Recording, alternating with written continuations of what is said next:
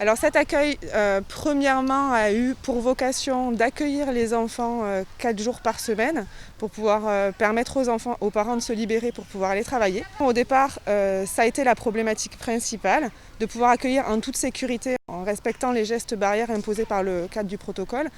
Donc ça a été notre vocation première.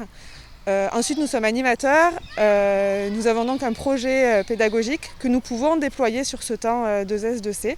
Donc là, c'est ce que nous commençons à faire maintenant que toutes les problématiques d'organisation, de croisement des enfants, de lavage de mains, maintenant que tout ça roule et maintenant que nous sommes réglés, nous pouvons faire du fond, et ce qui est appréciable. Les CM1 ont la chance de pouvoir venir dans le parc du château, qui est un environnement carrément privilégié. On profite un maximum du patrimoine que nous offre la ville.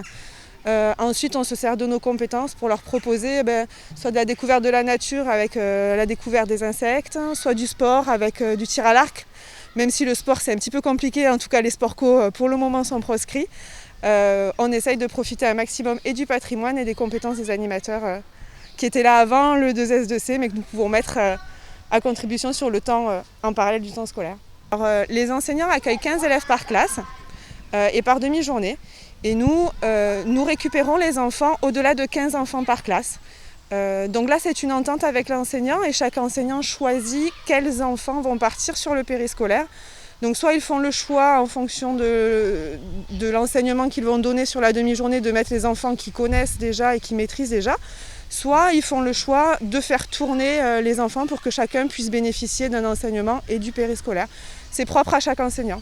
Après nous avons pris le parti de laisser chaque animateur sur chaque niveau de classe tous les jours, de manière à ce qu'il y ait un suivi et une régularité, et que l'animateur puisse se référer à l'enseignant pour savoir si des fois il y a quelque chose à continuer sur le temps périscolaire. Bien entendu, on prend le relais.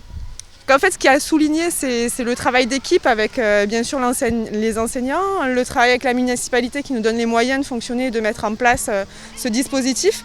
Mais c'est surtout le travail des animateurs qui est remarquable et qui est à souligner, leur implication au quotidien pour les castriotes. On est en train de faire une grande cabane, mais à l'intérieur elle va quand même être petite. Mais sinon, on est en train de le faire sur le plus grand arbre de tout le parc. Et le plus gros bien sûr.